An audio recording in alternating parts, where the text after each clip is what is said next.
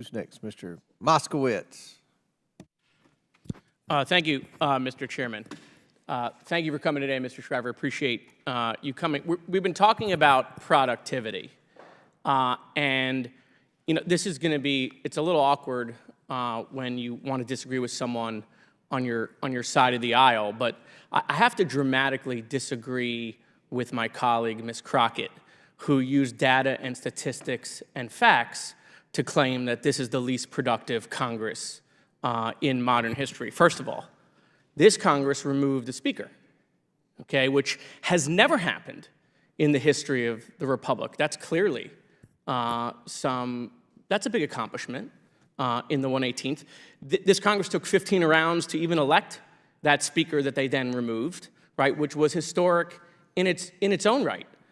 And then they removed a member of their own party. That hadn't happened in 20 years, so kudos to them. They've had a failed impeachment of a president. I don't think we've seen that happen in a really long time. This Congress did impeach a cabinet secretary, though, without meeting any constitutional threshold. We haven't seen that happen in 150 years. This Congress wants to hold Merrick Garland in contempt and then possibly arrest him. I don't think we've ever seen that in the history of the Republic. We've seen a failed motion to vacate to remove a second speaker. Again, history in the 118th. And who could forget that this Congress, on behalf of the American people, saved gas stoves and ovens and toasters and blenders and dishwashers from the communist grip of energy standards. So I think Ms. Crockett was pointing out that this is least productive. These seem to be accomplishments on behalf of the American people that are clearly historic and may never be repeated in another Congress.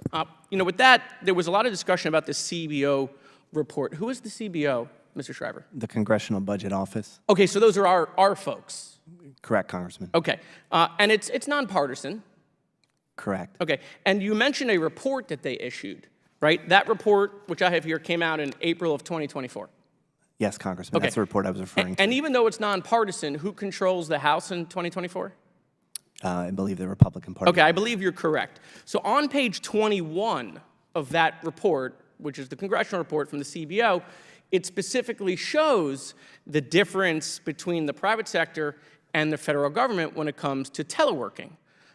There's a chart which I have behind me, and I'm not going to do what Trump did and just circle Alabama, but I am going to circle that area right there, right? So we always constantly hear that we should run government like a business. This seems to show, according to the congressional report, our report from April, just a month ago, that the private sector is teleworking more than federal employees. Is that what this chart shows? Congressman, that's how I read that chart, yes. Oh my God. So the federal government is actually outpacing the private sector. I'm sorry, the private sector is actually outpacing us in teleworking.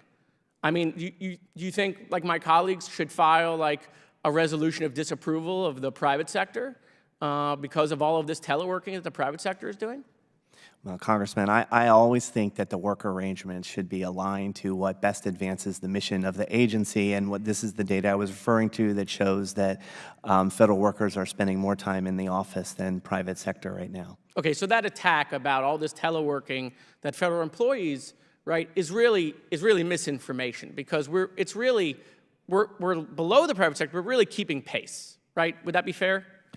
I think we're keeping I think we're keeping pace, and I think consistent with what I've been testifying to today, we have to keep evaluating it, right? Like, our North Star is providing the best service to the American people, and we need to make sure that work arrangements like telework are advancing that, and I think that they are. Thank you. I yield the balance.